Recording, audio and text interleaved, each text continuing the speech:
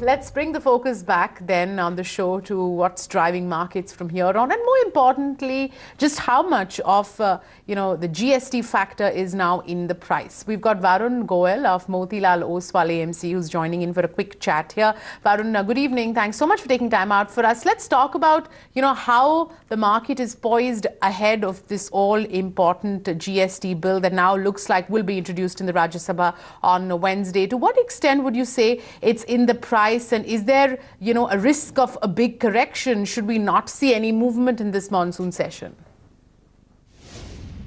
So I think GST is a very far-reaching economic reform. I think we have to look at it not just from the next 2 quarters earnings growth, but overall the impact that it would have on the economy in the next 2 to 3 years. I think it will take 2-3 years for having a full meaningful impact, and one would expect at least 100 bips expansion in GDP growth going forward.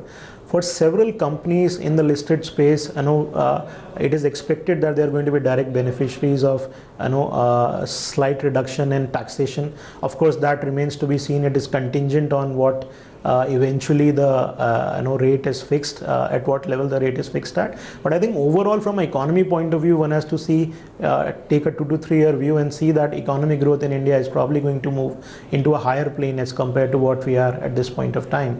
And that's how you would expect things to really play out from here.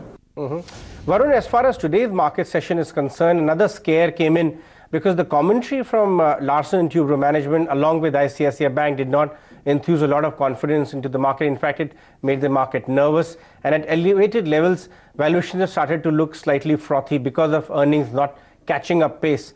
What is your argument as far as the Q1 earnings so far is concerned, delivery on that front versus the valuations we are trading on? Well, I think one has to look at the numbers more from a full year perspective. Definitely numbers have been more or less in line with the expectation. There are some which have done a lot better, some which have been disappointing. So I think it is important when you are constructing a portfolio to look at themes and spaces and sectors which are delivering very, very healthy earnings growth.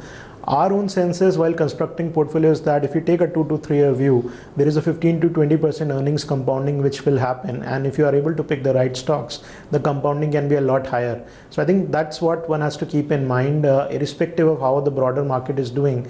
If one creates a portfolio of 15-20 stocks with 20% kind of earning growth, there's still a lot of stocks available which you can pick with those kind of earnings growth. If that is the case, Varun, what is the one year forward earning estimates you are working with at your own portfolio, given the way things are panning out right now in the first quarter? So, the kind of stocks, sectors, companies that we are picking up, our endeavor is to make sure that the earnings compound at 20 to 25% for the next 2 to 3 years. And I think this year we are pretty much on track for that. So what's your FY17 full year earnings estimates versus, say, FY18? And what's the delta you see between the 2 years? See, our sense is that for the year as a whole, we can end up at 15% plus kind of earnings growth. I think as the boost that the good monsoons and the 7th pay commission starts delivering to the economy from the second half of the year, our sense is that the second half could be a lot better. So for the year as a whole, we definitely expect 15% kind of earning growth. And as the both rural and urban consumption stories get stronger, as we see some kind of a revival in investment growth, also our sense is that FY18 could be a much stronger earnings growth, probably somewhere between 15 to 20%. So that's definitely doable at this point of time, and I see no reason to change our full year forecast just yet. Okay, so let's talk a little bit about your folio then, Varun. Right now, how are you folks positioned? Which are the key sectors that you're overweight on? See, without going into specific names, I would just talk about certain themes that we are quite positive on. So we like agrochemical space. We believe this year being good monsoon, we should see very, very strong earnings growth in branded agrochemical players. Consumer durable as a space looks extremely interesting. We believe that those companies which have strong brands, companies manufacturing air conditioners, refrigerators, washing machines, they will show very, very strong earning growth. Auto ancillary is another space where we believe that as the revival in demand happens in both two-wheeler and four-wheeler, we should see a strong set of earnings growth with healthy margins.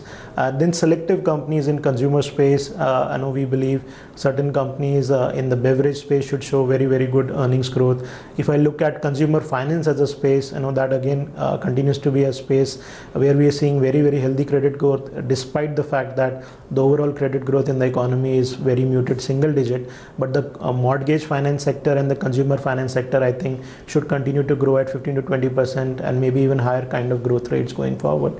I know premium motorcycles, another segment which we are seeing very strong earnings growth. So there's several themes, several stories where we believe earnings growth is going to be much higher as compared to the broader market, and those are the opportunities I know one would like to invest in. Varun, in terms of specific areas, what are your overweight positions right now across your fund, and which are the ones you're staying away from in terms of being an underweight? So consumer durables, agrochemicals, auto ancillary, these are three spaces we are quite positive on. We don't look very favorably to sectors like real estate and metals. All right, Varun, we'll leave it at that. Pleasure chatting with you. Thanks so much for taking time out for us this evening. Let's move on, talk about some late evening news where the RBI released its bank licensing norms. Large industrial houses cannot apply, but they can hold up to 10% stake in the lender. What's more, the minimum paid up equity capital for a bank needs to be 500 crore rupees. Those are just some of the prerequisites when it comes to these banking norms. But let's take it across to Poonam Sani, who's joining in with more details. Poonam, let's talk about, what those